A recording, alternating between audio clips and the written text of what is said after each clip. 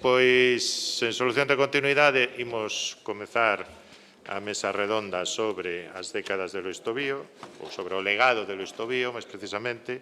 Como xa presentei antes, os intervintes, pois non vou agora recuncar nos mesmos termos.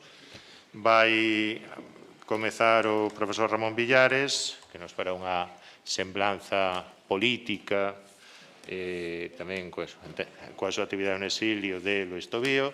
Seguirá despois Emilio, ou tamén o profesor Emilio Xosé Insua, que nos falará do viveiro do Lois Tobío que el coñeceu, das súas raíces na Mariña e da súa actividade.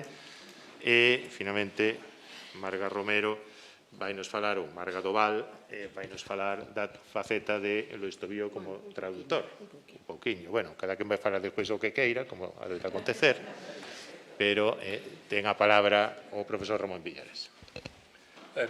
Boas tardes, gracias. É moi honroso para min poder intervir nesta sesión sobre a memoria e a obra e a importancia personal e tamén colectiva que tivo a figura de Lois Tobío. Si, tiven a fortuna de tratalo algo na parte final da súa vida, mesmo de acompañalo na presentación da súa gran obra que son as décadas de TL, tanto aquí en Galicia como en Madrid, de modo que é unha figura que para min, desde que o coñecín personalmente e antes de forma libresca, foi atractiva, interesante, mesmo sentín curiosidade por ela, moito antes de poder tratar personalmente. Todo o que despois fun aprendendo ou vendo con el, pois foi me confirmando xustamente que aquelas impresións eran moito mellores e moito máis alargadas do que podía ter unha persona que de lonxe coñece a unha figura que sabíamos que si estuvera nun seminario de estudos galegos, que participara na redacción do anteproxecto de Estatuto de Galicia de 1931, que fora diplomático, exiliado, pouco máis podíamos saber del. A primeira vez que o encontrei foi en 1986, que encontrei personalmente, cando, conxuntamente co decano daquela altura de Dereito e eu de Xeografía e Historia, el, Xosé Antón Gómez Segade e eu, no nome do rector, escribimos unha carta que xustamente está no legado que se acaba de entregar, convidando, a carta escribina eu, ademais, porque está asinada por min, pero no nome dos dous, para que viñese a Santiago a participar nun acto conmemorativo dos 50 anos do plebiscito de autonomía de 1936. O acto foi celebrado o 28 de xuño de 1986 na Facultade de Xeografía e Historia, no Paraninfo, mellor dito, da Universidade que está na Facultade de Xeografía e Historia, e foi onde el pronunciou unha breve lección moi concisa, pero moi profunda, sobre o significado do anteproxecto do Estatuto e da Autonomía para Galicia. E ali, pois, a parte desta presencia del, pois, tamén se formou, quizá, non direi unha amizade, porque non daba tempo a todo, pero si tomou o compromiso de vir ao Congreso Castelao, que foi aos poucos meses daquel acto, e despois xa continuou esa relación con el, sobre todo nos veráns, en Viveiro e en Sargadelos, na compañía tamén do seu amigo e saudoso Isaac Díaz Pardo. Bueno, na presentación deste acto, o que vou dicir neste acto, vou chamar a atención sobre o Lois Tobío como, podemos dicir, que arquitecto cultural e político dunha parte sustancial da Galicia do século XX. Non puido desenvolver a xeito o que el pensaba, porque non tuvo ocasión, ou foi truncada en gran parte toda a súa obra persoal e colectiva, tanto cultural, nos seminarios de estudos galegos, como política na futura autonomía de Galicia. Mesmo no exilio, tampouco non estivo no punto central, pero foi moi importante, pero é preciso ter presente esta memoria para entendermos non só quen foi Tobío, que xa é moito, senón quen foi esa xeración de mozos novos, entusiastas, intelixentes, brillantes, que primeiro deronlle forma case un misterio e un milagre que así fose a unha institución como o Seminario de Estudos Galegos, e despois formaron unha falanxe de xóvenes moi ben formados, que comezaron xa a viaxar por España, por Europa, a formarse en distintas linguas e tamén en distintos saberes, e que estaban destinados, como xa antes se dixo, de un modo directo ou indirecto, a ser uns futuros gobernantes dunha Galicia autónoma nos postos que non podemos nin agora nin imaginar, pero que sí é probable que isto así sucedese. Isto significa que Lois Tobío, é unha figura moi grande e esencial da Galicia do século XX, a pesar de non vivir en Galicia durante tantos anos e a pesar de estar no exilio tamén outros moitos anos, e despois non no exilio, pero en Madrid hasta o final da súa vida. Para min, a figura de Tobío, primeiro, está vinculada directamente ao Seminario de Estudos Galegos, porque el foi un dos grandes fundadores, un dos membros, primeiro 6, logo 9, logo foron moitos máis os integrantes, pero en realidade as figuras esenciais foron 3 ou 4, e dentro desas 3 ou 4 está Tobío. E Tobío, ademais, está simbólicamente algo que pode interpretarse dunha forma diferente, pero que non hai acordo, non hai concordancia, mesmo nos protagonistas sobre isto, pero que é moi importante, que foi a romaxe a Ortoño, o 12 de outubro de 1923, de 6 rapaces que estaban estudando na universidade, ben a carreira de Leis, ben a carreira de Historia, que estaba empezando daquela, e que naquela romaxe tomaron algunhas notas, visitaron o Castro de Ortoño e encontraron un lugar onde algún tempo morara Rosalía de Castro, de modo que tiñen unha intencionalidade, quizá non consciente para todos, de que estaban facendo algo grande porque se estaban remitindo a alguén grande como era, nada máis e nada menos, que a fundadora da literatura nacional moderna galega, que foi Rosalía de Castro.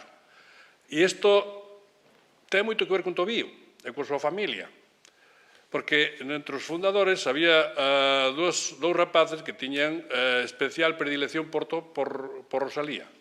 Un deles era Bouza Brei, que era o máis vello de todos eles, e máis vello quero dicir que tiña 20 anos, pero que xa estaba nos últimos cursos de Direito, tiña boa relación con Armando Cotarelo Valledor, tiña afición por a propia Rosalía de Castro e pola súa poesía, como despois demostrou como rosaliano ilustre durante toda a súa vida, e encontrouse que un rapaz novo, que viña de Viveiro, que tiña algúns conhecimentos máis directos e familiares de Rosalía, unhas cartas escritas ao seu pai, e conhecimento directo do lugar.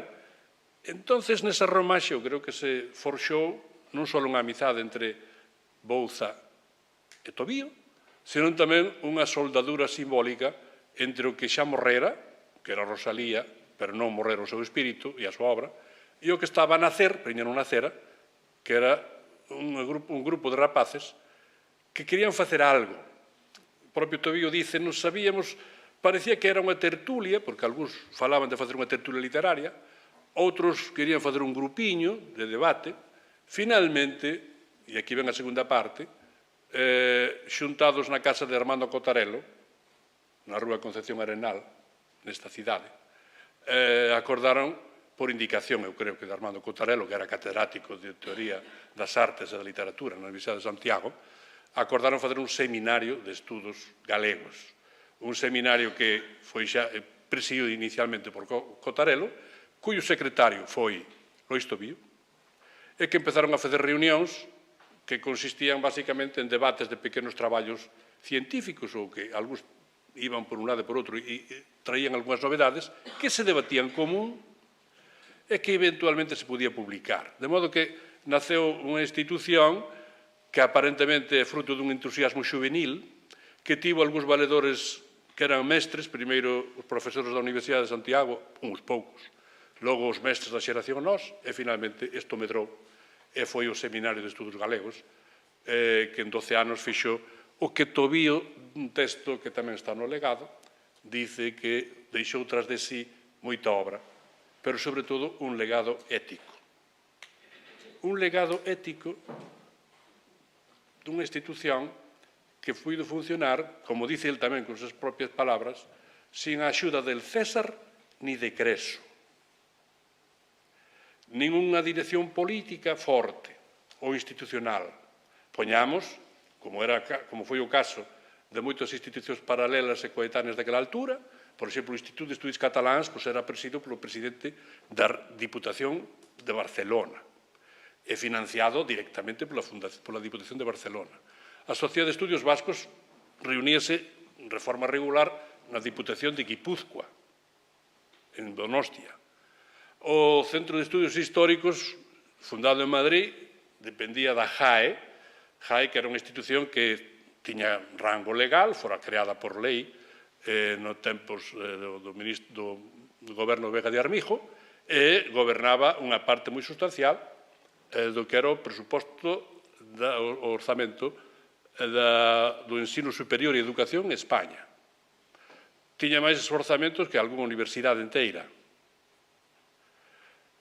O instituto, ou centro, ou seminario que se fixo en Galicia non estaba presidido por ninguna diputación, non tiña apenas mecenas, tiña algúns moi beneméritos, pero non moitos máis, tiña as cuotas que pagaban os seus membros e algúns socios protectores moi beneméritos, sempre unhos óvulos procedentes da emigración, que en casi todo o que se fixo en Galicia ata a Guerra Civil, e incluso despois, pero sobre todo ata a Guerra Civil, tiñan un soporte, unha axuda, un subsidio que procedía de América, basicamente, neste caso de Buenos Aires, tamén de La Habana, e con todo eso ergueron un seminario, unha institución que chegou a ter 200 membros, máis ou menos, publicou moitos artigos, moitos libros, fixo varias xeiras, fixo estudos, sin Creso e sin César.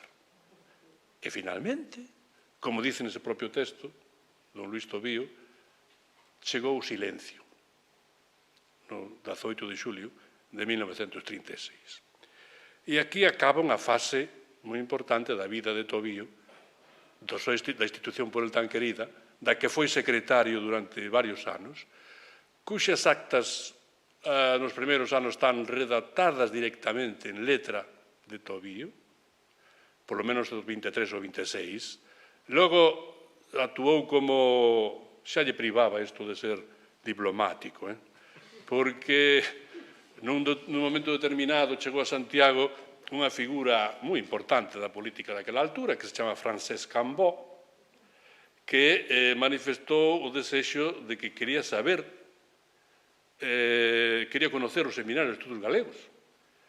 E alá vai que o propio presidente, que era don Salvador Cabeza de León, encargalle a Tobío, dice, vai a buscar a este señor ao hotel, non sei se era o hotel suizo, creo que sí, pero non estou moi seguro, para que veña a visitar o Seminario de Estudos Galegos. E alá foron a visitar o seminario, creo que tamén estaba Filgueira, pero podemos dicir que na búsqueda do Cambó a figura foi do Tobío. Chegou ao seminario, a biblioteca que tiñan, empezou a ver Cambó algo que xa lle debía sonar, porque estaban feitas en Galicia ao modelo do Instituto de Estudis Cataláns, que eran unhas papeletas bibliográficas como se facía no Instituto de Estudis Cataláns, tamén hai que copiarlos de Cataluña, empezou a mirar nas papeletas hasta que chegou a un punto e sacou unha así e dixo, esta é a que quería ver. E era a papeleta do libro El regionalismo de Alfredo Brañas, que el coñecera de rapaz cando foi dar a súa conferencia en Barcelona en 1892-93, cando ele estaba nas xuventudes, non se sabía, ya non eran regionalistas, non sabía moi ben o que eran, pero que xa viron que estaba abrollando algo en España, noutros lugares que non era Cataluña, neste caso Brañas, que lle facía que lle podía indicar algúns camiños a seguir. Cambó dixo isto aquí, según Tobío, e eu acredito en Tobío, pero tamén o dice el, e aí xa non é tan acreditable, pero dice tamén nas súas memorias, Cambó. Así que a figura de Brañas, que lle despertou moito interese e que lle provocou curiosidade e que lle ensinou as ventaxas do regionalismo político. Entón, este é o Tobío que xa entendía o seminario non só como un centro de investigación, que o era, como un centro de debate tamén, como un centro de encontro de distintos saberes tamén, senón tamén como un referente en Galicia para ser proxetada fora e para servir de interlocutor para quen viña de fora. O resto da vida de Tobío parecería que acabara aquí desde o punto de vista político-cultural galeguista. El fixo a súa carreira diplomática, logo ficou truncado no 39, como acaba de evocar ese documento que nos leu uns trazos Constanza, foi para o exilio. No exilio, como tantos exiliados, pois viveu a veces con dificultades, pero sobreviveu, que iso é importante. E no exilio, aparte do seu traballo profesional, o que non nos importa aquí, podemos decir que fixo 3 traballos intelectuais, xurídicos e políticos que foron extraordinariamente importantes para o conxunto da historia da Galicia do século XX. Un deles, quizá o máis importante simbólicamente tamén, foi axudarlle a Castelao a diseñar coas súas propias ferramentas de experto en dereito público e en dereito público político e dereito público interior do Estado, e a súa formación de raíz alemana, como xa ben é sabido, diseñar o Consello de Galiza. Porque o Consello de Galiza non é o resultado dun goberno que houbera en Galicia que se exiliara, como sucedía co goberno vasco ou incluso coa Generalitat de Cataluña, que non tiña mesmo un goberno naquela altura, pero, en fin, existira e funcionara, e fora goberno. Galicia non tiña. E para que Galicia fose equiparable ao caso de Cataluña, ao caso do País Vasco, dos 2 gobernos que existían, era necesario ter algo semellante, algo análogo. E a idea de que facer é de Lois Tobío.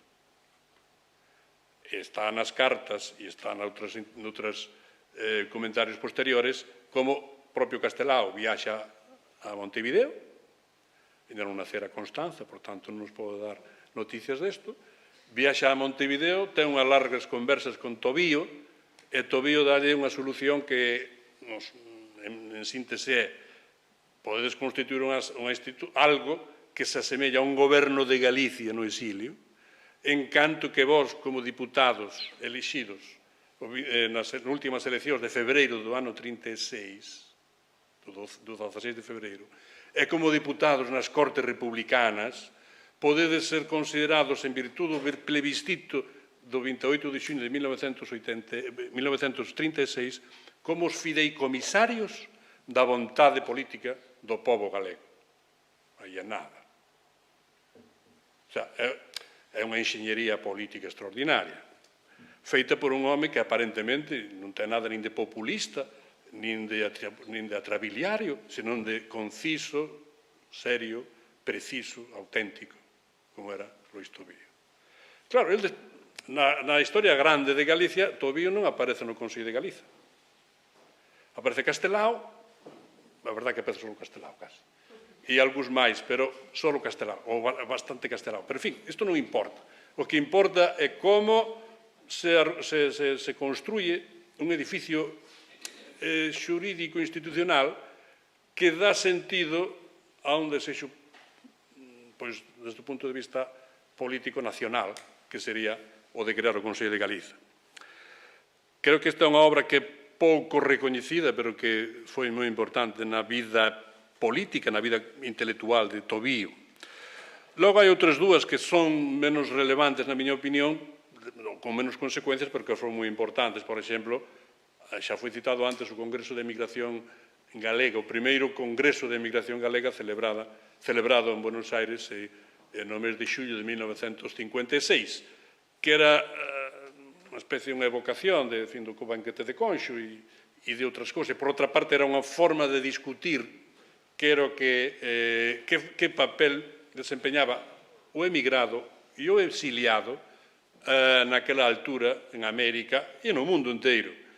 E lograron que viñese xente desde Estados Unidos, casi todos os outros países americanos, mesmo os galeguistas do interior enviaron un texto colectivo para ese propio Congreso, que foi que foi publicado nas Olladas do Futuro por Piñeiro, pero o importante non é isto, o importante é que a arquitectura dese congreso, con todas as súas intervencións, con eses verbos afervoados do Pepe Velo e de Comesaña, e dos que estaban ali de Manuel Puente e os que estaban en Buenos Aires, deu sentido a unha reunión que foi marcante na historia da emigración e do exilio, porque, sobre todo, fixo patente a importancia que tiña o exilio na visualización do problema migratorio galego.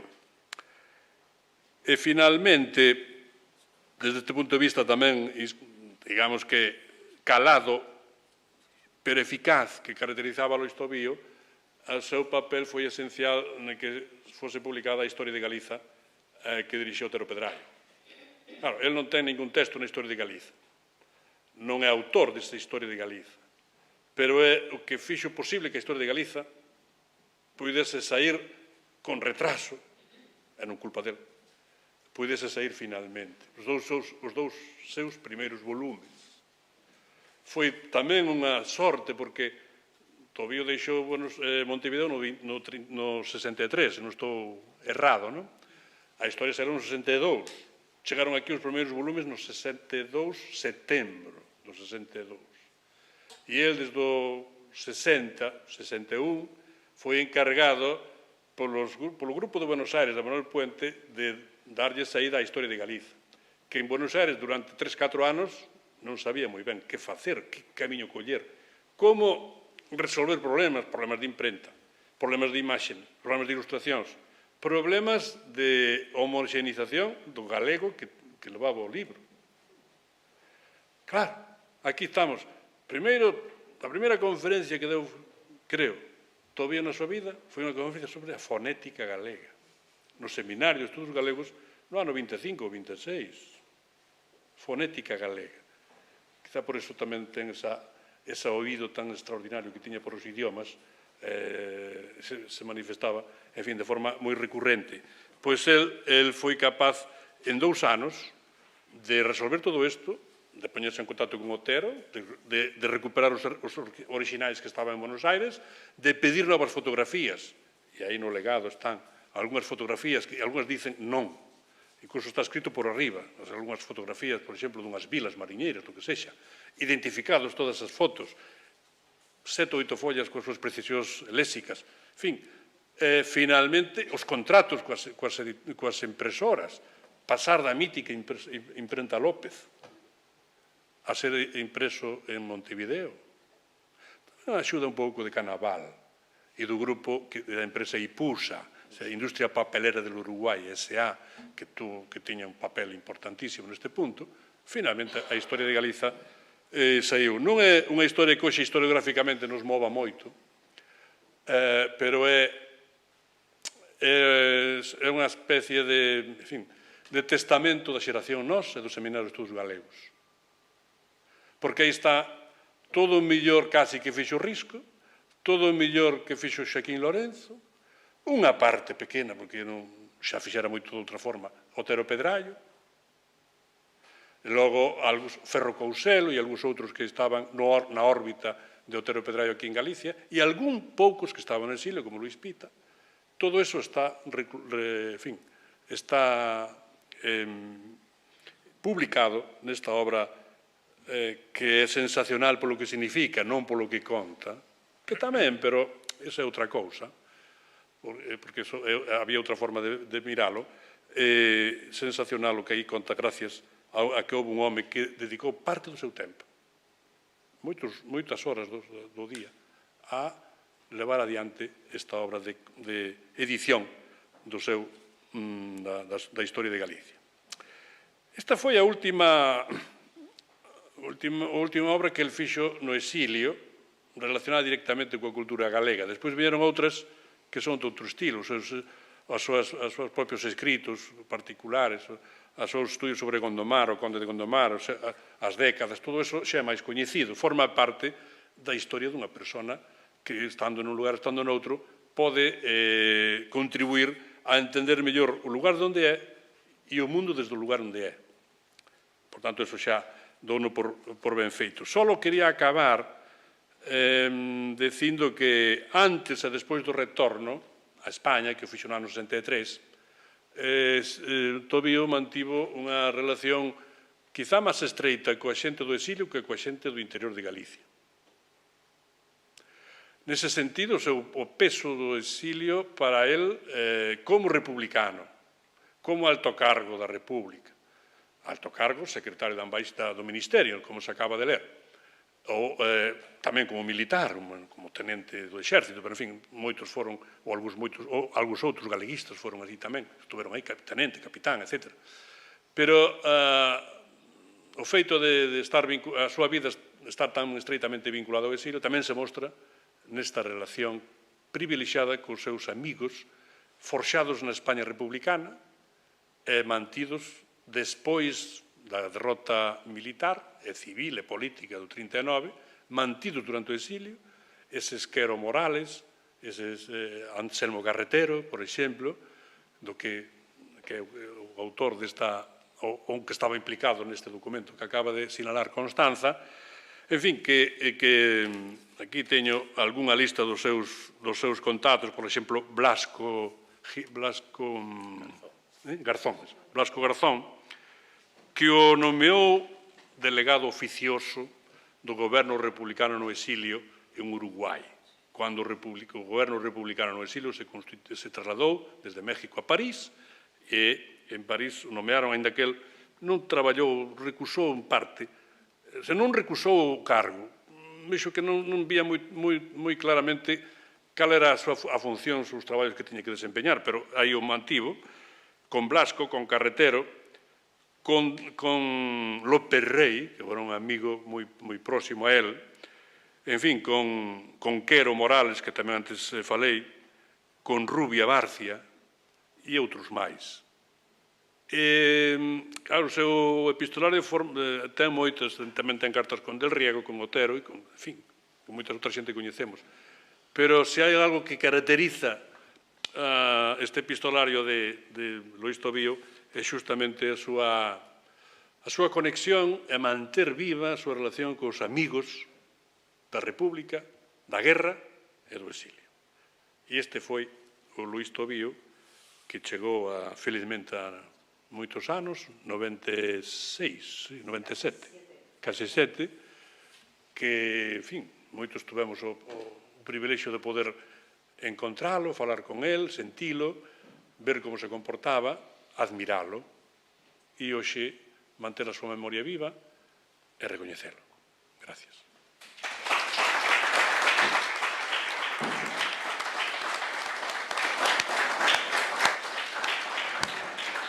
Moitas grazas. Emilio, tes a palabra. Grazas, boas tardes. Moitas grazas ao Consello da Cultura por convidarme a participar nesta mesa, onde evocamos unha figura, como acaba de comentar o profesor Villares, realmente extraordinaria e que para os que o tratamos persoalmente durante un tempo foi unha experiencia privilexiada, irrepetible, única, que nos marcou a todos os niveis, a nivel humano, a nivel intelectual, a nivel ideolóxico e a nivel científico mesmo, non? A Constanza, cando comecei a tratala ao fío da relación que establecimos en Viveiro, un grupo de xente nova daquela, hoxe xa peiramos algunha cana, con Tobío, acuñou un concepto, un vocábulo, un palabro que me gusta moito, non? Que me sinto moi identificado con el, que é o de tobiófilos. Éramos tobiófilos e casi éramos xa tobiófilos, non? Fillos adoptivos. Cada vez que Tobío viña por Viveiro no verán, e se hospedaba ali no Hotel Orfeo, e daba as súas paseatas polos arredores para visitar os lugares, creo eu, onde residía de alguma maneira ou residenciaba el o mellor da súa memoria de neno, verdad? A Fonte da Area, o paseo por Valdeflores, o Monte San Roque. Cada vez que íamos a visitalo, cando despertaba da súa merecida sesta e nos convidaba a un café, a unha infusión, e comezaba unha tertulia que duraba o boamente resistise o paciente Tobío con nós que o axexábamos a preguntas, e que nos contas de Castelao, e que nos dis do exilio, e que pasa con isto, e que pasa coa Unión Soviética, e como vai ser o do muro de Berlín. E el nos despregaba, diríamos, a súa inmensa sabiduría, o seu inmenso saborestar e a súa diplomacia. Nunca nos levaba a contraria. Sempre tiña un requiebro elegante, fino e culto para facer que aquela mocidade, ao mellor excesivamente entusiasma, ao mellor excesivamente confiada na súa forza e na súa capacidade para cambiar o mundo con un dedo, pois tiñamos a Tobío para decirnos: ben, está ben que teñades ese entusiasmo, pero tende en conta que non todo o monte é ourego, non? Tobiófilos. Eu fun tobiófilo, son tobiófilo, serei toda a miña vida tobiófilo. E evoco esa etapa de Lois, porque creo que Lois tivo, despois desta vida que estamos aquí repasando, dun perdedor da guerra, dun exiliado, dun personaxe que tivo unha formación intelectual, unha formación xurídica, diplomática, que podía ter dado del unha figura relevantísima na historia do país. Tería sido presidente da República Galega, tería sido presidente da Galicia autonómica que non pasase pola Guerra Civil, tería sido quen sabe que, non? Desde logo, un Castelao bis, ou casi un segundo Castelao. Pois este home tivo un pequeno privilexio, creo eu, no final da súa vida, non? Que foi sentir, notar, no máis íntimo del, que o testigo pasaba, non? Que viña unha xeración, ou viñan varias xeracións detrás, que deran reconstruído máis ou menos a memoria de todo o traballo anterior á guerra, que empatizaban e simpatizaban e conectaban con esa durísima experiencia do transterro, do exilio, da perda, efectivamente, desa Galiza, que puido ser e non foi, e que estaban, ou estábamos, cada un na medida da súa modesta forza, poñendo en pé ou intentando levar adiante moitas iniciativas de moito tipo en todos os planos, na política, na investigación, no campo da lingua, no ecoloxismo, no feminismo, en todo o que definiría, por decirlo así, as loitas do mundo contemporáneo por un mundo mellor, por un mundo máis xusto, por unha sociedade galega máis digna, máis orgullosa de si mesma, máis recoñecida ou autorrecoñecida. El viu que eso estaba aí. Estaba en Gondomar, con Meixo, con Rosa Pascual, con Xulio Ríos, con toda esta xente que antes se citaba, e estaba tamén en Viveiro co pequeno grupo de activistas onde estaban Carlos Nuevo, o chorado Fausto Galdo, humildemente tamén un servidor, e que estábamos intentando, podíamos decir, reproducir, mutatis mutandi, a mesma lóxica constructiva, a mesma lóxica aperturista, a mesma lóxica de concreción no particular para achegarnos ao universal que xa practicara Tobío, e Filgueira, e Bouza e tantos outros nos anos 20 co Seminario de Estudos Galegos. No noso caso, a nivel micro, a nivel vila, non no conxunto do país, pero seguramente un dos cambios que definían unha época frente a outra é que esa ideoloxía que chamamos galeguismo e que ten moitas caras e moitas vertentes, xa era tan transversal, xa está, diríamos, tan inoculada no corpo social de Galicia, que xa permitiría, ou que xa permite realmente, que se poida traballar en cada vila e que despois haxe institucións de ámbito, diríamos, máis xeral. Eu teño un recordo precioso de Tobío, disfrutando dun concerto da banda de música de Viveiro na Igrexa de Santa María, que el tamén estudiou, publicou un artigo precioso na revista Nós, no boletín Nós, sobre ela. Teño un precioso recordo de Tobío na casa dos meus pais. Meus pais eran encadernadores de libros, e nese momento cadrou que había unha colección que meu pai tiña que restaurar da revista La Esfera, con unha enorme cantidade de dibuxos de Manuel Bujados, do pintor de Viveiro. E Tobío é un enamorado, foi sempre un enamorado de Bujados, e escribiu exprofeso para unha revistiña da que só chegaron a sair 2 números, que se chamaba Viveiro en Vivo, dirixida por Carlos Nuevo Cal, escribiu un artigo sobre a obra plástica, os dibuixos debujados. Non? Tamén teño a anécdota preciosa de que eu teño a medalla de que fun taxista de Lois Tobío. Era eu que non levaba a Sargadelos para que pudese compartir moitos actos con Ramón Villares e con Díaz Pardo e con moitas outras persoas. A falta de taxista, a leiba eu con meu Ford Orión, e teño vos que decir que seguramente poucas veces fun conducindo tan tenso como eses días pensando que levaba ali ni máis ni menos que a Lois Tobío, un señor ancián, con todo o que representaba, e a ver se vou ter ahora aquí un accidente, a ver se me vou despistar, e vai haber unha desgraza. Non? E teño tamén un último recordo que quero compartirvos de Tobío, igual que nesa ocasión que evocaba antes Constanza, de maneira tan fermosa. Non? Ese Tobío que regresa no ano 63 por primeira vez a Viveiro despois de décadas enteiras de exilio e de ausencia. Pois ese Tobío, non sei se foi exactamente igual de contento, pero eu vino no Pazo da Trave o día que lle entregaron a medalla de honra do Concello de Viveiro aquela noite, cun grupo de amigos, despois de cear o pípara e ricamente, botándose por 4 vellos mariñeiros, continuando pola Rianxeira, etc., sacando un repertorio de cantigas, e vino moi feliz. Foi seguramente a vez que eu tamén vin a teu pai, Constanza, máis feliz. Non?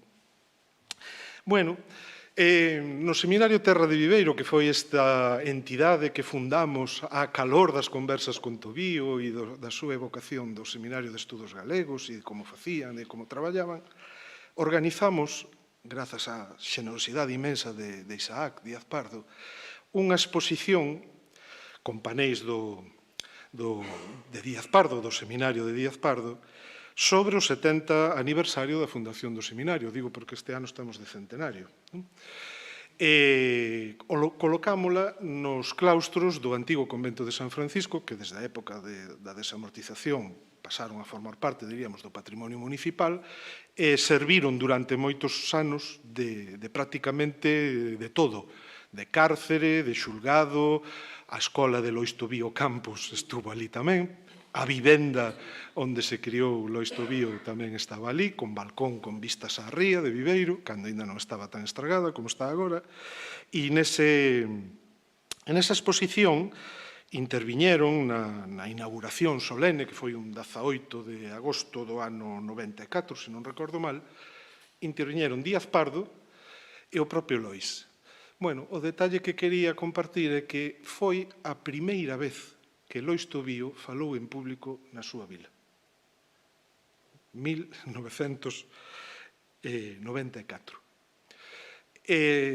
O que dixo naquela ocasión, glosado moi brevemente, foi que el mantivera sempre ao longo da súa longa vida un vínculo afectivo, emotivo, con Viveiro indestructible, non? E que en algún período de amargura, de perigo, de preocupación, de derrota, de desánimo, Viveiro, o recordo de Viveiro, o trato das xentes de Viveiro, as anécdotas da súa infancia, as figuras que marcaron, por decirlo así, o seu espertar á vida, á consciencia, ao mundo, foran para el un bálsamo, foran un refuxo, foran unha esperanza. Eu algún día hei de volver, hei de recuperar, hei de retomar. E, efectivamente, eu comprobei que cando Tobío viña a Viveiro trataba con ese grupiño de mozos que éramos, pero despois tamén tiña un pequeniño, pero moi selecto grupo de individuos e de individuas, homes e mulleres, cos que tiña o prurito de partir, de compartir sempre un anaquiño desa estadía de verán. Era o caso de Luis Neira Río, o impresor do Heraldo. Era o caso de Eugenio del Valle, un antigo militante do Partido Galeguista que sufriu en carne a represión e que era o compañeiro de confidencias do Tobío mozo cando espertou aos primeiros amoríos. Tiña unha amiguísima da alma que se emocionaba cada vez que había, que era Matilde da Garnacha. Entón Tobío tiña o prurito sempre de cultivar e de revivir, de alguma maneira, non? Eses vínculos, esa relación tan estreita con algunhas persoas que lle despertaban un montón de recordos e de vivencias. E eu creo que iso foi fundamental para él no proceso de confección, de redacción das décadas. Porque Tobío tiña unha memoria extraordinaria, xa o dixo Constanza, pero eu creo que ese contacto, ese retomar a conversa con esas persoas, era como un fío de Ariadna que el utilizaba para recordar cantidade de anécdotas, de personaxes, de figuras, de situacións. Non? Bueno, quería ir rematando facendo tres reflexións. A primeira é que Tobío, creo eu, é o primeiro intelectual que, a través do estudo da figura do Conde de Gondomar, lanza unha bomba de reloxería, no bo sentido da palabra, que está estoupando agora, ou que estamos empezando a detonar agora, non? Que é o cuestionamento desa imaxe construída intelectualmente, seguramente coa mellor das intencións, pero que nos ten embafado moito a visión do período dos chamados séculos escuros.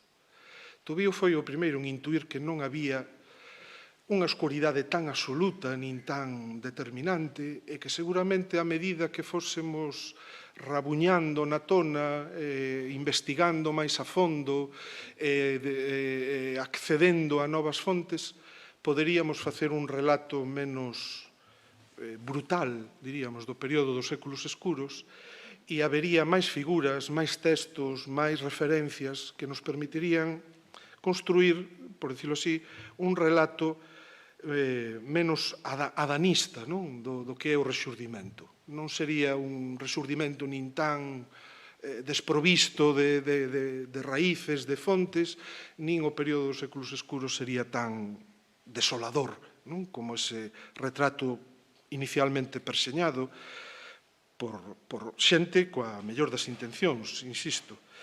Tobío, a través do Conde de Gondomar, xa deixou sinalado nalgún dos artigos da revista Grial que probablemente no futuro, decía el, no inmediato futuro, atoparemos moitas sorpresas con respecto aos séculos escuros. E, efectivamente, están aparecendo textos, pezas de teatro, literatura de cordel, é dicir, todo tipo de elementos que, supoño, non tardaremos ou non tardarán os que veñan detrás de nós en reutilizar para reconfigurar o relato, diríamos, da historia da nosa cultura, da nosa lingua, da nosa literatura do país. Non? E creo que hai que empezar a recoñecer a Tobío esa descoberta ou esa intuición absolutamente brillante, verdade? Outra, facía tamén referencia agora o profesor Villares, é que desaproveitado, que despilfarro, que malgasto, que desgracia para o noso país en momentos clave da súa historia, como é o período da transición, da primeira autonomía, do referéndum, o plebiscito, do Estatuto da Autonomía, etc., ou mesmo da posta en marcha do novo nacionalismo, xa máis vencellado a unha ideoloxía ou unha visión do mundo máis permeada polo marxismo, polo anticolonialismo, o antiimperialismo. Que desperdicio, digo, non ter botado man, aproveitado, considerado, tratado millor a unha figura como Tobío, non? Que ao final, por los unos e por los outros, diría outro, quedou así como na periferia, verdade, de todo ese período histórico, das dinámicas, tanto dun signo como de outro, tanto contrarias como favorables, a cada un dos momentos e procesos que se foron construindo. E digo que foi mágoa, porque, efectivamente, xa non só pola experiencia, senón que pola sabiduría e por ese saber fer e saber estar que tiña Tobío diplomático, pois seguramente nos tería axudado a Galiza como país, como colectivo, a emproar mellor, verdade? E non teríamos seguramente algúns dos hándicaps ou das reviravoltas nas que encerellamos pois desde aquela prácticamente ata os nosos días, ou polo menos así o creo eu. E quero rematar expresando unha preocupación a futuro. Hoxe estamos celebrando que o Consello da Cultura Galega, como a institución do país, e vai acoller para sempre e lle vai dar unha divulgación grande e agarimosa a unha parte do legado do Lois, seguramente unha parte fundamental e valiosa. Pero eu quería expresar a miña preocupación pola desaparición de algúns dos selos editoriais que soportaron no seu momento a edición de preciosos materiais de Lois e que de non haber unha institución, outra editorial, un organismo cultural, unha consellería dunha Xunta de Galicia futura que teña un pouquiño máis de sensibilidade cara á lingua galega do que tivo a actual, que non poidamos acceder ou que o público en xeral dentro de nada non poida acceder a Nai Coraxe e os seus fillos de Bertolt Brecht traducida por Lois, aos sonetos de Orfeo traducidos por Lois, ao Fausto traducido por Lois, etc. etc. Hai un montón de traballos de Lois que están dispersos, que son pasto agora mesmo de especialistas ou de tobiófillos e que eu creo que teñen que ser accesibles en rede, en libro ou no formato que sexa para o conxunto das xeracións futuras, para que a medida que os que coñecimos e tratamos a Lois vayamos desaparecendo do escenario por lei inapelable de vida, haxa onde buscar con relativa facilidade e non sexa un documento tan extraño ou tan inverosímil como unha carta inédita do conde de Gondomar. Tobío ten que estar presente e para que estea presente é necesario que unha parte da súa obra articulística, eses artigos de Grial, eses artigos sobre o conde de Gondomar, eses traballiños na revista Nós sobre a Igrexa de Santa María, a pesca da balea, etc., etc., estean físicamente accesibles con facilidade e, se pode ser, con baratura para o conxunto dos galegos. Entón, expreso en voz alta nesta mesa redonda ese desexo e o Consello da Cultura Galega, na medida das súas posibilidades, que non do seu desexo, que xa sei que o seu desexo está aí, pois facer este traballo que convertirá a Lois Tobío na figura que os que estamos aquí pensamos que é, que foi e que vai seguir sendo para o noso país. Moitas gracias.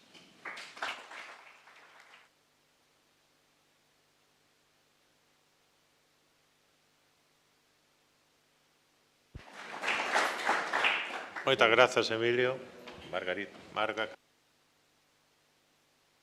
O Consello da Cultura Galega por permitirme estar aquí nesta mesa en na que tamén me sinto Tobiofilla.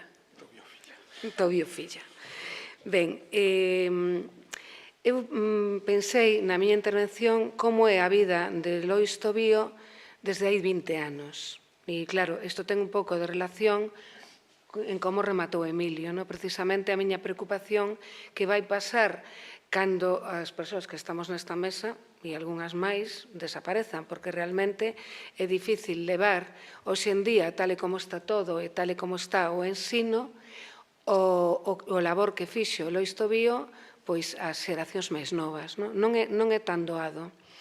Entón, claro, estaba pensando e dixen, vou ir punto por punto con algunhas cousas que fixo e vou comezar co Seminario de Estudos Galegos, porque como este ano pois é o centenario, e vou lembrar algo que si lle gustaba moito a Lois Tobío, que era o azar, o que el chamaba o azar, as datas. De feito, varias veces nas décadas fala diso.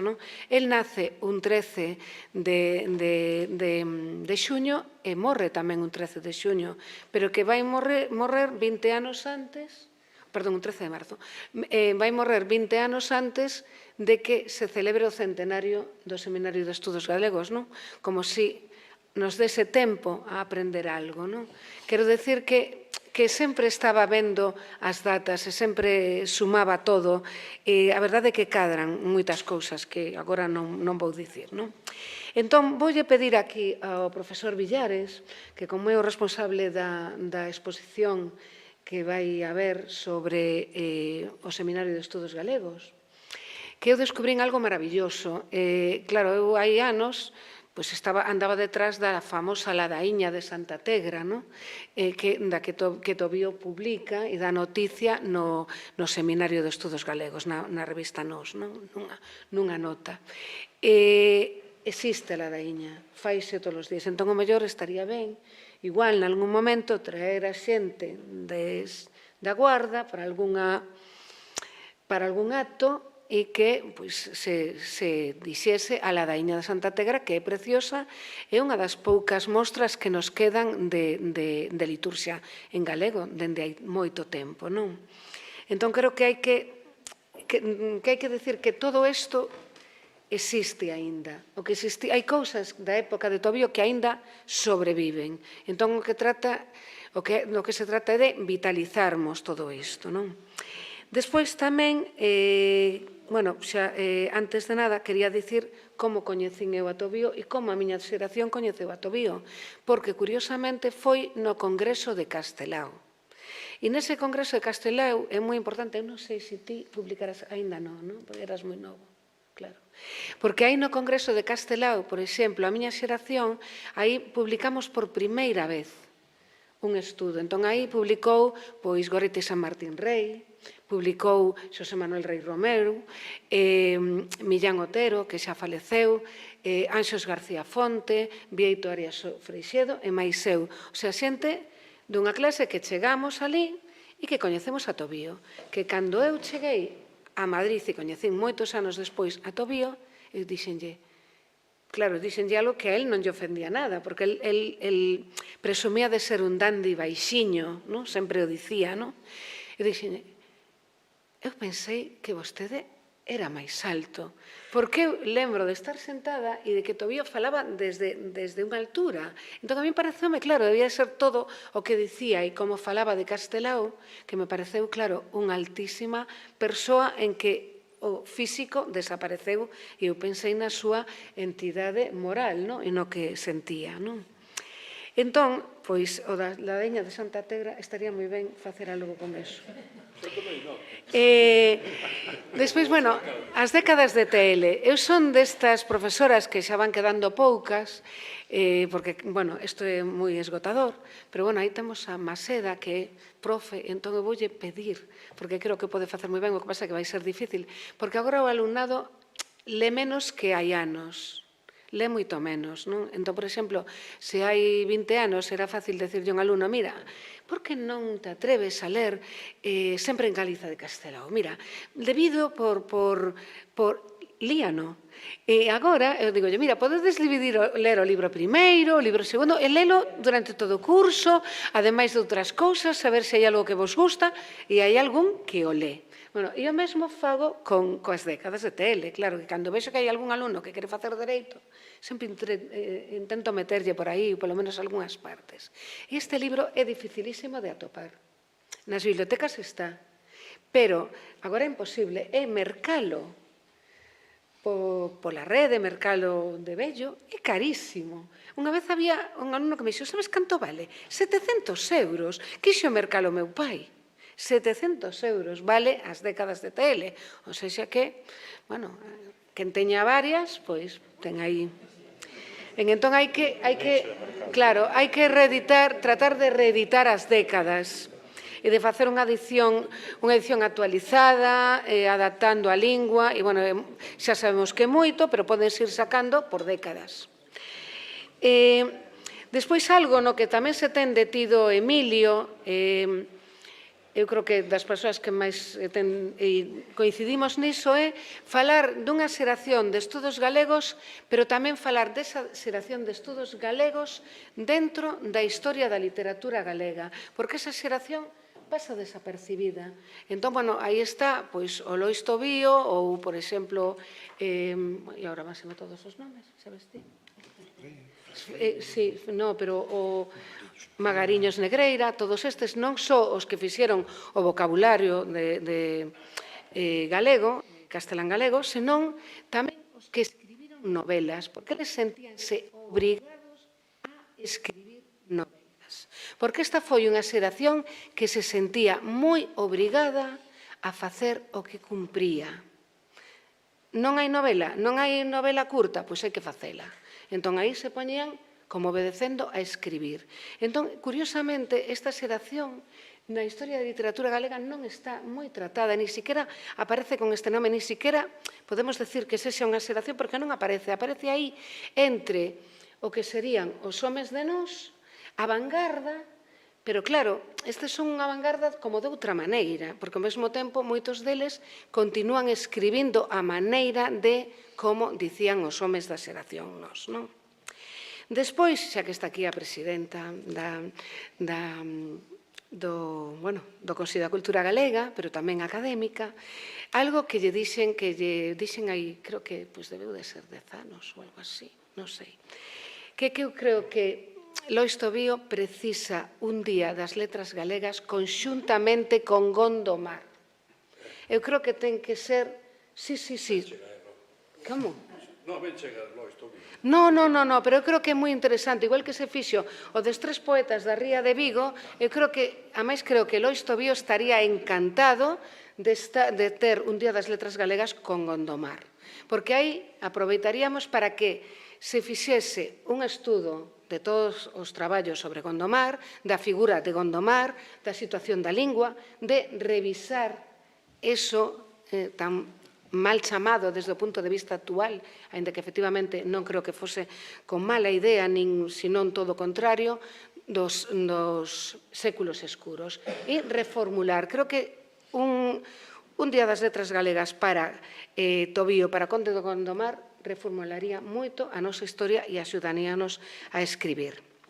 Ben, e como dixen que ia a falar así un poquinho da traducción, dicir que Lois Tobío foi pioneiro non só como tradutor do galego, de literatura de fora, senón tamén que foi un pioneiro como historiador da historia de Galicia, na traducción, a historia da traducción en Galicia, pero tamén como foi ensaísta do que é a traducción, do que é traducir. E así vese, por exemplo, hai unha conferencia que estudou tamén Maseda e que foi unha das primeiras persoas que as puxo na rede, a súa tese está aí, que se pode consultar pola rede, e, podemos ver todos estes documentos. Díxonos como se podía traducir, que era para él, e dixo nesta conferencia, pero tamén nos prólogos que escribiu. No prólogo dos sonetos, no prólogo das elexías a Duino que están sen publicar, que hai algo que publicar aínda de Tobío, e tamén na edición de Laio Bento, do Fausto, e tamén no libro de Nai Coraxe. Entón, Lois Tobío foi, por unha banda, un traductor na historia de Galicia, pero tamén foi un traductor moi importante na historia do exilio. Xa temos, e el diferenciaba, curiosamente, toda a obra que Lois escribe en castelán é asinado como Luis Tobío, Luis, e todo o que escribe en galego é como Lois Tobío. E máis, o vocabulario galego que se ha publicado en El Pueblo Gallego está asinado como Lois Tobío Fernández. E el dicíame a min que non fora un erro, que el pensaba que así tiña que figurar o seu apelido, como Fernández. Ben, entón, é un traductor que traduce nun momento moi importante da Argentina, cando non só se exilian os escritores, a cultura e a política, tamén se exilian as editoriais e o mundo editorial. Todo o que pasaba aquí tamén se exilia a Argentina e desde ali percorre todo o continente. Entón, neste primeiro labor, o perfil do traductor sería o que comparte con moitos exiliados da República Española. Son persoas de grande formación académica e intelectual que, para ampliaren os seus estudos, gozaron de estadías no estranxeiro. Ben pensionados pola Junta de Ampliación de Estudos, como puido ser Francisco Ayala, co que vivira en Berlín, ou Rafael Dieste, co que vai compartir algúns momentos do seu exilio. Ou polas universidades das que formaban parte, como é o caso de Lois Tobío, que marchou a Berlín para ampliar os estudos de Dereito. O que lles permitiu vivir a todos eles unha certa inmersión lingüística. O estar fora o coñecemento de Tobío do alemán foi un coñecemento de total inmersión lingüística. Ademais, el non estaba todo o tempo con Canedo, nin cos seus compañeiros que estaban ali con Ayala ou despois con Risco, non. El introduciuse e permaneceu, integrouse totalmente na sociedade alemá. O sea, el foi moi feliz en Berlín, tivo unha moza, namorouse, intentou volver a Berlín, que el sempre me decía, despois descubrín que sí, que era certo que tiña razón, porque volveu a pedir unha bolsa que non lle deron, e xa despois comezou o camiño da diplomacia, non? Entón, tiña un coñecemento que partía dunha inmersión lingüística e son traductores, ademais, con amplos coñecementos lingüísticos de outras linguas, tanto da lingua de partida como da lingua de chegada, ou seja, como galego. E ninguén mellor que Lois Tobío, que efectivamente foi unha das primeiras persoas que deu un curso de galego, e debe de ser o primeiro, que na Universidade de Santiago deu un curso de galego. E, ademais, podían, pola súa formación intelectual, podían agrandar, saber e aprender desa materia que podían traducir, que tiñan que traducir. O sea, podían especializarse nese campo, podían afondar neses coñecementos que querían traducir. El vai no decir, nun momento das décadas, di que cando traduciu, pois, por exemplo, cando traduciu O mundo do Renacemento, traduciu varias obras en español, non as vou dicir todas, porque, tampouco podenas atopar facilmente por aí, o español, e, cando traduciu, por exemplo, La vida de Grecia, ou cando traduciu El hombre del Renacimiento, el vivía como un home do Renacemento. Era capaz de trasladarse a esa época. O sea, lía todo o que atopaba para saber. O sea, aprendía todo, e aprendía, por suposto, todo do escritor que estaba traducindo. O sea, quería saber de todo para trasladar esa lingua do escritor ao galego, que era a súa lingua, pero sin traicionar moito, non? Entón, dos textos traducidos ao español, eu teñolle especial querencia, pola miña parte xermanófila, e sei que, ademais, Tobío tamén lle tiña moita querencia, e porque, ademais, foi publicada a traducción na editorial Nova, ou seja, na editorial de Arturo Cuadrado e Luis Seoane. E refírome á versión que fai Lois Tobío de Oíz alemanes de Thomas Mann. Foi moi importante para Lois Tobío por algo tamén afectivo, non só traducir a Thomas Mann, que xa o traducira, por exemplo, Francisco Ayala, traduce Carlota en Weimar, sino por traducir este libro. Porque este libro son as sesións radiofónicas, os discursos radiofónicos que Thomas Mann dirixe na BBC ao pobo alemán, o que poden chegar. Entón está toda a súa visión da situación da guerra, toda a súa visión terrible do nazismo e todo o que para el deben, por iso é Oíz alemanes, é a traducción. Publícase o 1 de xullo de 1945 e o libro é noticia, ou seja, en 1900, ademais, digamos que Thomas Mann era un autor coñecido tamén en Argentina, era un autor publicado e facíase referencia a él en moitas publicacións, por exemplo, en Correo Literario, donde se di que, vamos a ver, sae a noticia de que se vai publicar, acaban de aparecer o libro Oíz alemanes, por Thomas Mann, e dice, dramático mensaje de Mann sobre la unificación permanente del mundo y por su nuevo equilibrio de libertad en una sociedad de pueblos libres.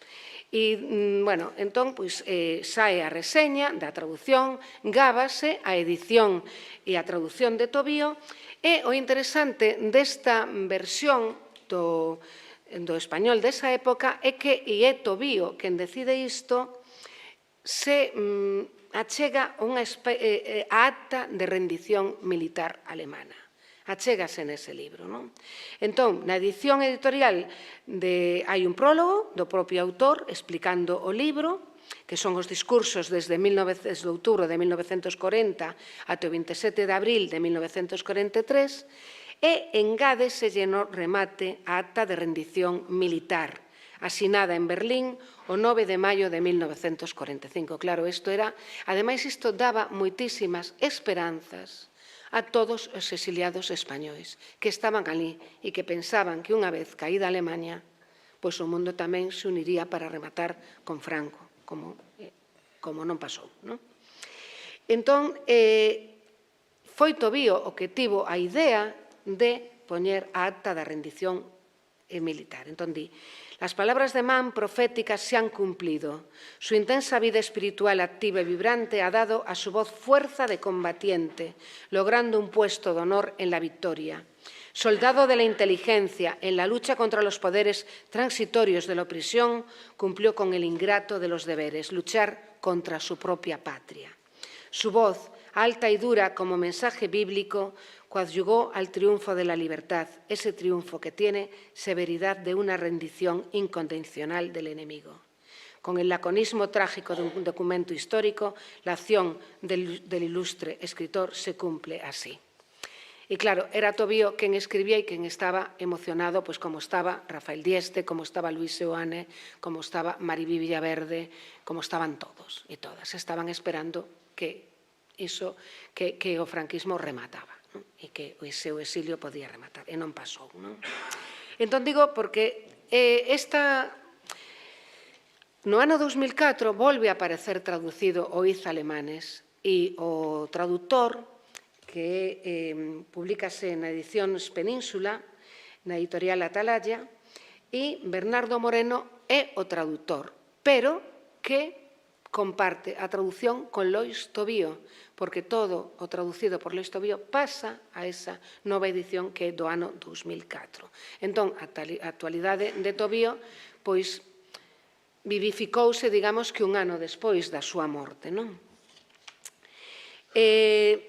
El aseguraba que as traducións ao español eran para levar mellor a supervivencia no Uruguai, como para ter algo máis económicamente, non?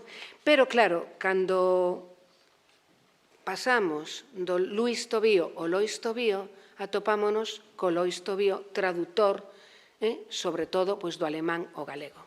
Lois Tobío, como xa se dixo aquí, manexaba moi ben o francés, o alemán, o inglés non tanto, non logrou falar ese idioma con fluidez, o italiano, o portugués, lía moitos idiomas. A min dicíame que me sorprendía iso, que lle gustaría ter sabido moito máis latín. E eu pensaba que Lois Tobío sabía moito latín, pero pensaba, el quería saber moito máis latín. E claro, entregouse o galego a súa entrega traducindo primeiro non foi o alemán, foi do francés e do inglés. A primeira traducción de Lois Tobío tamén é no exilio e ten que ver con outros exiliados, que é o famoso volume Poesía inglesa e francesa vertido galego, por Plácido Castro, Delgado Gurriarán e Lois Tobío. É unha escolma de poemas nos que Lois Tobío publica, vamos a ver, esta traducción presentouse a un certame organizado pola Federación de Sociedades Galegas de Argentina en 1946 para conmemorar o 25 aniversario da súa fundación. Elevada polo anceio de contribuir ao desenvolvemento da nosa cultura. A editorial decide xuntar estas 57 poemas presentados por 3 traductores exiliados nun só volume. Plácido Castro traduce 24, Lois Tobío 20 e Delgado Gurriarán 13. Fíxense no exilio, Uruguai, Gran Bretaña e México, como facendo, digamos, que unha comunidade de todo o exilio que se xunta neste libro. Despois, no 2005, a editorial Galaxia decidiu volver a reeditar este libro, unha nova edición que saía así dunha escolma fundamental, que era o título dun prólogo que levaba asinado polo editor Carlos Lema, en que se vía esta traducción, este volume como un símbolo, porque realmente foi o primeiro volumen. Despois virían moitas outras traducións, pero foi moi importante naquele momento. Aquí hai un prólogo que chegaron a decir que era, alguén, non recordo quen, que era de Arturo Cuadrado. Pero o prólogo, aínda que non este asinado, foi feito por Lois Tobío, que ademais era o que estaba máis próximo ao Uruguai. E aquí, neste prólogo, que xa vou rematando e quero empatar con algo máis, Lois Tobío pois achega como unhas ideas do que debe de ser o traductor. Entón, por exemplo, di: a ruindade dunha traducción literaria que pode vir, naturalmente, ou da incapacidade para enxergar a obra orixinal ou da impotencia para rendela a unha nova lingua. Son demasiadas, o sea, o que non podía pasar. Di tamén: o bo traductor debe ser, denantes de nada, bo escritor. E é aquí onde quero eu que se fixen. Di: unha literatura nova moitas vegadas trocou rumbo, encetou ruta nova por mor deste influxo. Moitas literaturas teñen comezado ou axudáronse no seu primeiro pulo con versións, adaptacións ou paráfrases de obras estranxeiras. A versión poética constitúe un aspecto especial con características do seu, do problema xeral do que falamos. Na verdadeira poesía interesan adoito menos os valores lóxicos e racionais que os da suxerencia e emotividade. O tradutor poético debe, por iso, dispor dunha meirande liberdade na orde lóxica dos conceptos para conservar a outra faciana da obra a máis importante. E ven rematar este prólogo dicindo: a nosa lingua acaróase axiña a outras linguas e literaturas, e deste contacto estreito soamente ben lle pode vir. Os aires de fora limpan, refrescan e renovan. Remataba o limiar dicindo: o estranxeiro ven gañar carta de cidadanía, o alleo é agora noso. Entón, dáballe na xusta medida moitísima importancia a traducción como normalización da lingua galega e como normalización da propia literatura. El escribiu, por exemplo, Nai Coraxe, os seus fillos, de Bertolt Brecht, para que o representasen dous dos seus grandes amigos. E aquí un concepto que quero recuperar.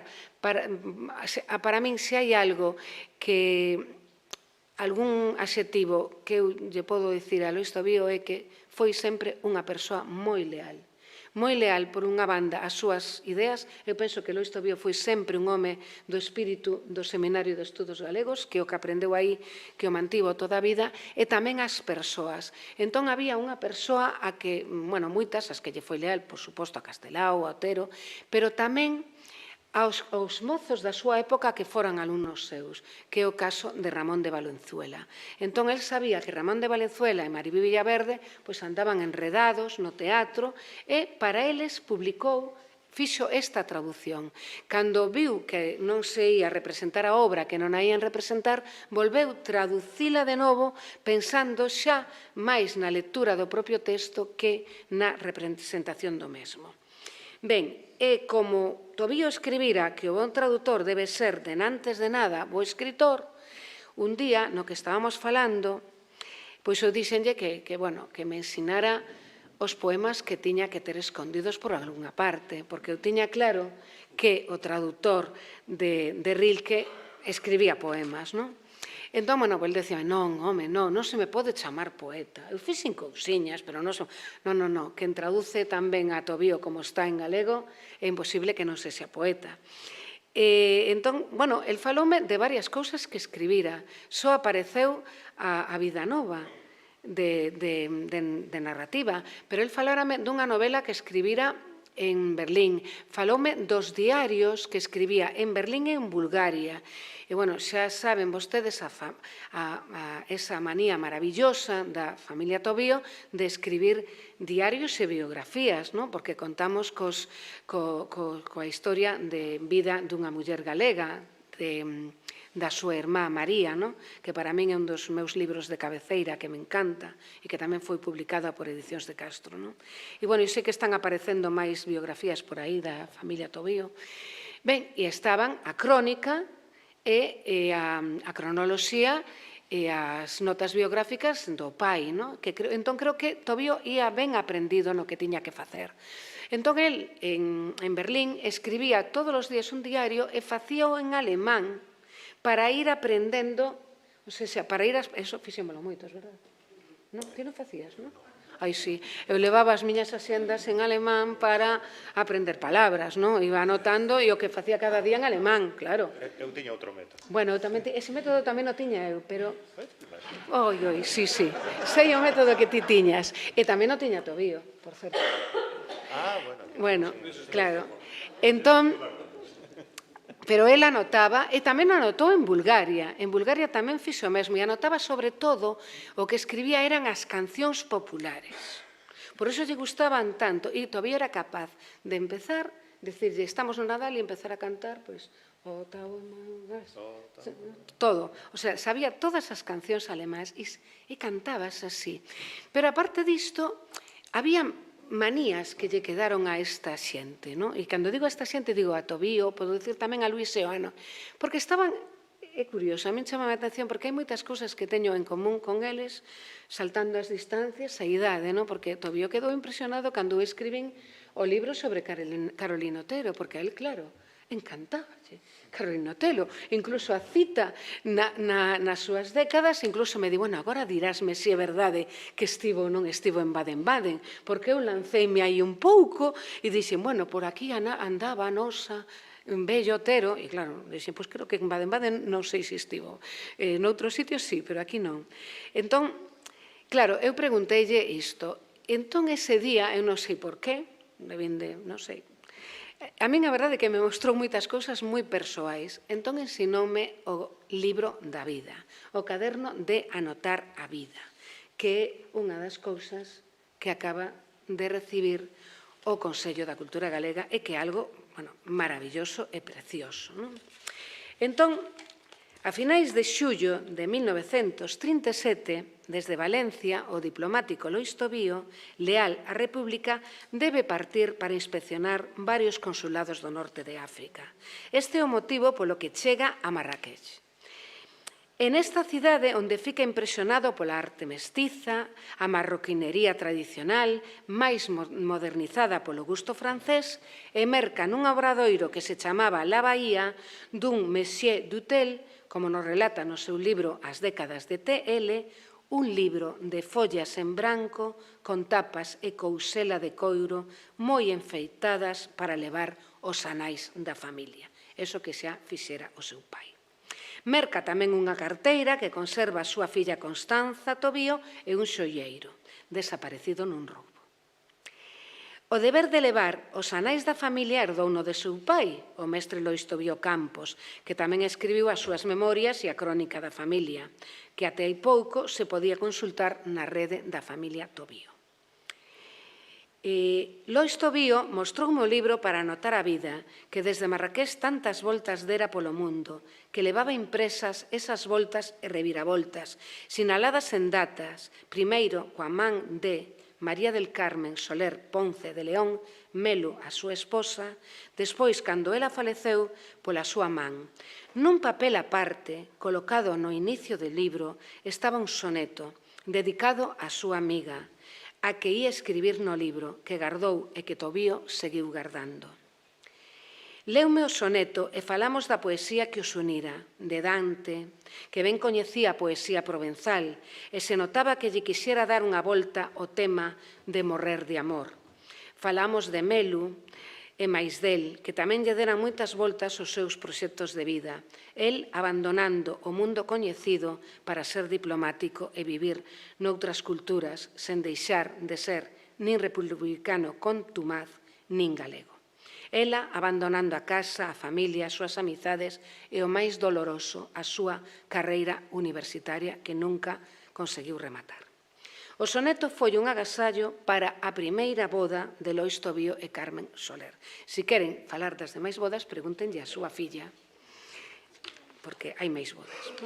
Entón, voulles ler este soneto que, como digo, xa está en mans do Consello da Cultura Galega e que, bueno, pois, é outro dos poucos poemas que hai de Lois Tobío. Este inédito. Benignamente de humildade astuta, leva unha cita que é de Dante, e entón comeza o soneto de Lois Tobío. Lenemente, en silenzo vagarosa, o teu corpo lanzal outa bandeira, viñeches onda min, maina senlleira, o vento a cabeleira romorosa. Un perfume sotil de inxela rosa arumou a miña alma aventureira, e unha bris donda queda silandeira acarexoume a fronte piedosa. Do túrbido balbordo, fero e escuro, surtín as augas do teu claro rego, ouvir seu cantigar sereo e puro. Ou ledicia inefable en que me anego, amiga, boa amiga, doce amiga, deita para sempre en min o teu sosego. Moitas grazas.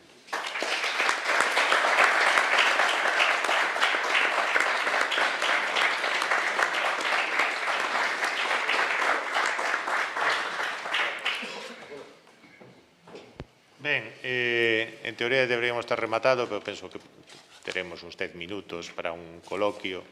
Así que se alguén no público quixer intervir ou facer algunha pregunta aos integrantes da mesa, algún comentario, é o momento.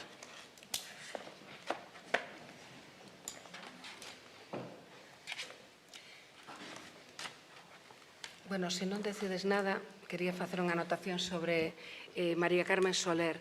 María Carmen Soler escribiu moitísimos libros de poemas. Aparece antologada en 1984 nunha pequena antoloxía que se chama 20 poetisas na editorial Torremozas. Escribiu tamén, bueno, agora non recordo todos os libros, pero un deles que a min é o que máis me gusta, que mereceu moito estudio, que é o de, bueno, a ver se está por aquí, non recordo exactamente como é o título, bueno, pois non me aparece. Manjares, efectivamente, Gracia e Justicia en los manjares. Ten inédita unha novela que agora Constanza, bueno, pois está, tamén se responsabilizou e vaise publicar, que se chama Jimena, co título de Jimena.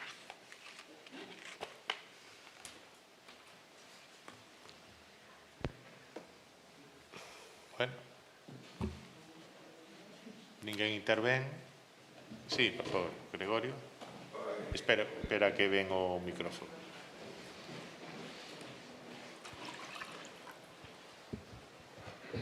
A mi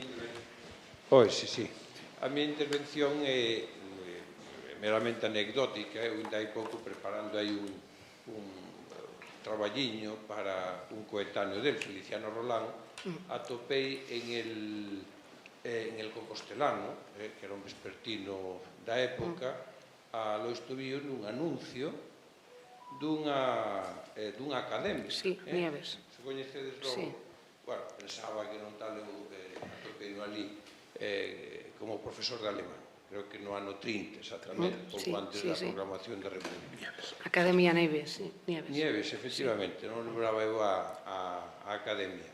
E despois outro aspecto, que sí que xa non pensaba dicirlo, que ten que ver tamén con Seoane, que se citou antes, correo literario, etc. Os máis novos, como Seoane, naquela tertulia no español, esperaban as revistas que enviaba Tobío desde Berlín, non? Sí, trúxolle os libros de Gros. Efectivamente, Gros, por exemplo, moi importantes precisamente para Seoane, non? Que estaba en pleno momento de formación e para outros artistas da época. Por lo tanto, Tobío, ademais de todo o que se dixo aquí, poderías estar falando durante horas, porque foi un home realmente atractivísimo, brillante, importante nese período. Era simplemente iso. E casi casa 3 veces. É para ver se alguén pregunta. Pero non. Ninguén ten curiosidade. Pero non ao mesmo tempo. Coa mesma muller.